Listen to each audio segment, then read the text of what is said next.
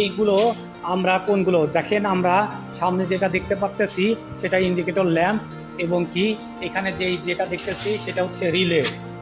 এই যে indicator lamp এবং রিলে, এরপরেও আমাদের কিছু আইটেম আমরা ব্যবহার করতেছি।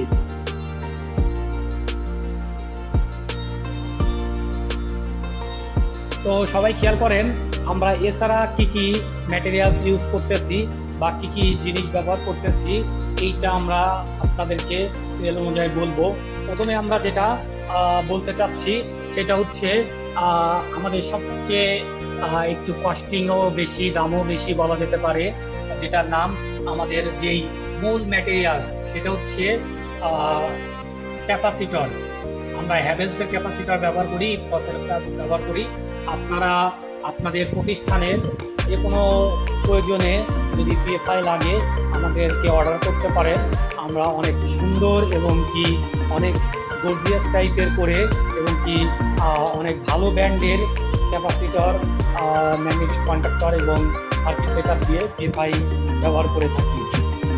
তো বন্ধুরা, আমরা তাহলে একে একে জেনে নিই আমরা এখানে কি কি ধরনের ম্যাটেরিয়ালস বা মালামাল ব্যবহার করেছি বা কি কি আমরা আইটেমের জিনিসপাতি ব্যবহার করেছি।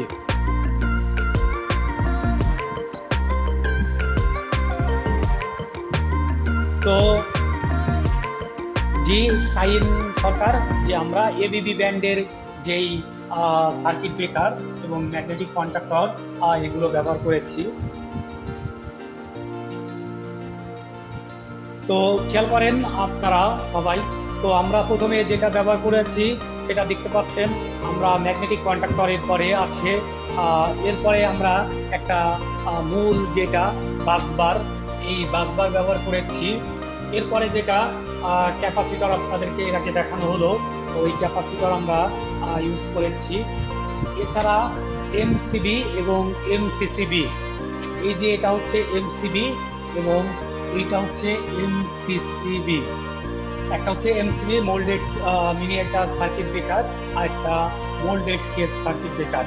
এছাড়া দেখেন আমরা PFI প্যানেল বক্স, এই যে টোটাল বক্সটাকেই আমরা বলতেছি PFI প্যানেল বক্স, এটা আমরা বানিয়েছি। এছাড়া আমরা এখানে একটা সিটি ইউজ করেছি, ওই সিটিটা আমাদের এলটিতে লাগানো আছে।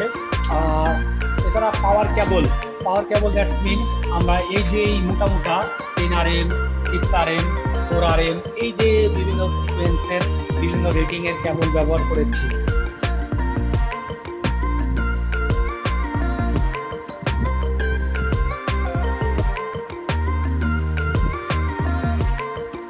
এই যে এরকম কিছু ম্যাটেরিয়ালস। এরপরে দেখেন আমরা একটা মিক্রো রিলে ইউজ করেছি। এখানে আপনারা আসলে দেখতে পারবেন কীভাবে আমরা কানেকশন করেছি, কীভাবে ওয়্যারিং করেছি, এবং কি এটা প্র্যাকটিক্যালি দেখতে পারবেন, শিখতে পারবেন। আপনাদেরকে সবাইকে আমি ইনভাইট করতেছি আমাদের ফ্যাক্টরিতে আসার জন্য। এরপরে দেখেন, খেয়াল করেন যে রিলেটা আমরা দেখালাম, এরপরে আমরা যে জিনিসটা ব্যবহার করেছি আপনাদের আগেই দেখাচ্ছি, ইন্ডিকেটর ল্যাম্প। এই যে ইন্ডিকেটর ল্যাম্প কীভাবে আমরা কানেকশন করেছি, কীভাবে ওয়্যারিং করেছি, এইটা আমরা আপনারা দেখতে পারবেন এখানে এসে। এরপরে আমরা বিভিন্ন কেবলের লাক্স, এই যে আমরা এই যে কেবলকে জয়েন করার জন্য, কানেকশন সুন্দর করার জন্য, মজবুত করার জন্য যেটা ব্যবহার করেছি সেটাকে আমরা বলতেছি কেবল লাক্স। আমরা বিভিন্ন রেটিংয়ের কেবল লাক্স ইউজ করেছি, 2.5 RM এবং এখানে 6 RM এবং 10 RM এর লাক্সগুলো ব্যবহার করা হয়েছে। এছাড়া PVC টেপ, আপনারা PVC টেপগুলো চিনেন। এই যে দেখা যাচ্ছে আমরা যেই লাক্সগুলো লাগাইছি সেটা যেন আবার লুজ কানেকশন না হয়, জয়েন্টটা ভালো মতন দেখা যায়, সৌন্দর্যের জন্য ওপেন যেন না লাগে, এই জন্য আমরা এই PVC টেপ ইউজ করেছি। এছাড়া আমরা ওয়্যারিং কেবল ব্যবহার করেছি, যেটাকে আমরা ফ্লেক্সিবল কেবল বলি, সেই ওয়্যারিং কেবল আমরা ব্যবহার করেছি, এটা 1476। এছাড়া আমরা কন্ট্রোলটাকে, সিস্টেমটাকে প্রোটেকশনের জন্য আমরা ব্যবহার করেছি RD ফিউজ। যেটাকে আমরা কন্ট্রোল ফিউজ বলি। এই কন্ট্রোল ফিউজটা আমাদের এই যে রিলেটা আছে এই রিলেটাকে প্রোটেকশনের জন্য, এই রিলে যেন প্রবলেম না হয়, প্রবলেমের আগেই যেন এই রিলেটা ওই ফিউজটাকে কেটে দেয় এবং কি সংযোগটা বিচ্ছিন্ন করে দেয়, এই ব্যবস্থাকে আমরা চালু করেছি।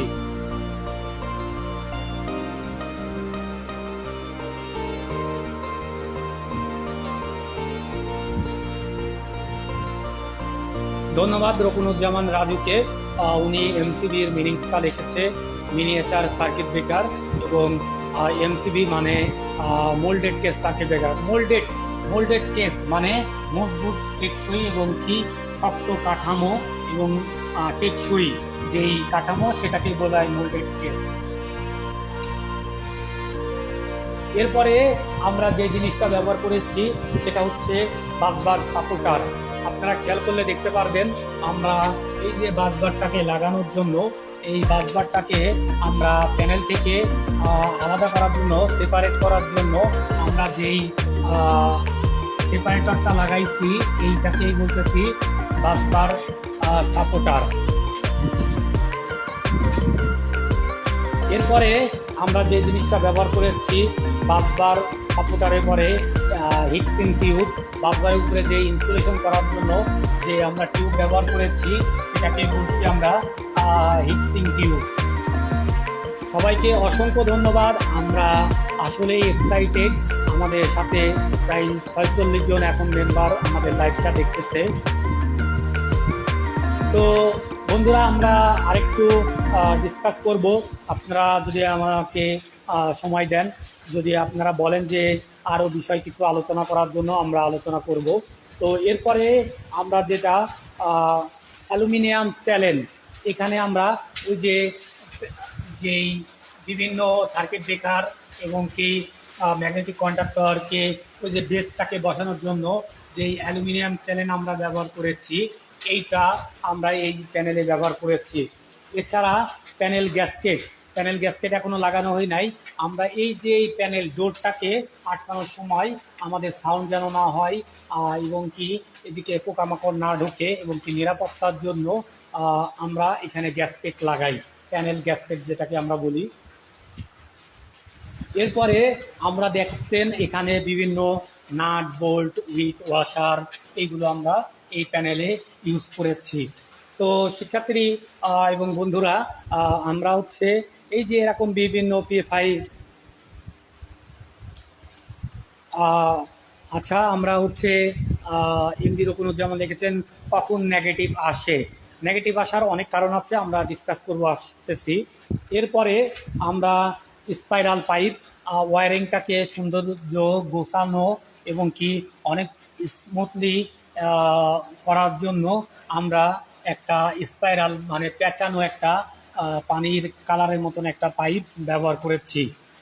এছাড়া আমরা কেবল টাই, এই যে খেয়াল করেন আমরা প্যানেলটাকে আরেকটু সৌন্দর্য, আরেকটু গর্জিয়াস, আরেকটু লাক্সারি টাইপের করার জন্য আমরা এই কেবল টাই ইউজ করেছি। আচ্ছা, আপনার রকুনুজ্জামান একটা প্রশ্ন করেছেন কেন আমাদের নেগেটিভ আসে, একটু উত্তর দেই। আমাদের বিভিন্ন কারণে নেগেটিভ আসতে পারে, তার মধ্যে মেজর কারণ যদি আমাদের একটা কারণ যদি বলি সেটা হচ্ছে আমাদের যেই সিটিটা আছে, এই সিটিতে যেই কারেন্ট রেটিংটা আছে এর চেয়ে ডাউন হয়ে গেলে আমাদের ম্যাক্সিমাম ডাউন হয়ে গেলে আমাদের নেগেটিভ আসতে পারে। এছাড়া আনব্যালেন্স হয়ে গেলে নেগেটিভ আসতে পারে। এছাড়া হচ্ছে ক্যাপাসিটর দেখা যাচ্ছে কি নষ্ট হয়ে গেলে নেগেটিভ আসতে পারে। এরকম অনেক কারণ আছে, আমি আমার গ্রুপে দিয়েছি নেগেটিভ আসার প্রায় 10 থেকে 12টা কারণ, এবং কি আপনারা চাইলে আমাকে হোয়াটসঅ্যাপে নক করেন, আমি কারণগুলো সুন্দর করে দিয়ে দেব। এমডি নূর আহমেদ সোহেল লিখেছেন স্যার ভালোবাসা অবিরাম। ধন্যবাদ, অসংখ্য ধন্যবাদ নূর আলমকে, নূর আহমেদকে যে আমাদের সাথে থাকার জন্য।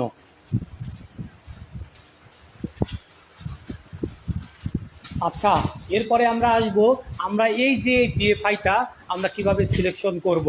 আমরা জানি মূল ট্রান্সফরমারের যে রেটিংটা থাকবে এই রেটিংয়ের 60%, মানে আমার যেই পিএফআইটা থাকবে এই পিএফআইয়ের 0.6 দ্বারা গুণন করলেই, ট্রান্সফরমারের রেটিং অনুযায়ী 0.6 গুণন করলেই আমরা পিএফআইয়ের মানটা পেয়ে যাব।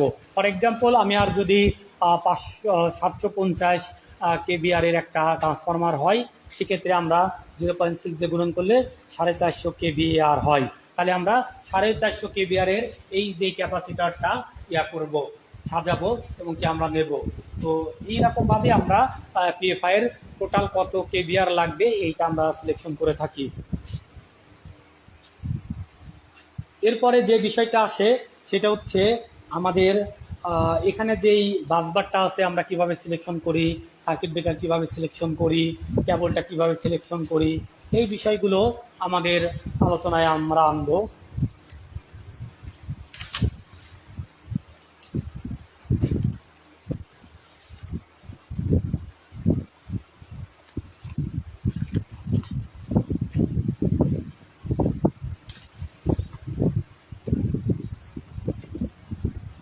তো আজকে আমাদের লাইভে অনেকটা লং টাইম হয়ে গেছে, তো সবাইকে ধন্যবাদ সালাম জানিয়ে আমরা পরবর্তীতে লাইভ আবার জানিয়ে দেবো আপনাদেরকে। আমরা পরবর্তী লাইভে পিএফআই এর বিভিন্ন ফল্ট কিভাবে নির্ণয় করব, কিভাবে বিভিন্ন ফল্টগুলো বের করব, এগুলো আমরা জানব। যদি আপনারা আমাদের সাথে থাকেন, আমাদের রেসপন্স করেন, আমরা তাহলে আবার লাইভে আসবো ইনশাল্লাহ। সবাইকে ধন্যবাদ জানিয়ে আসসালামু আলাইকুম।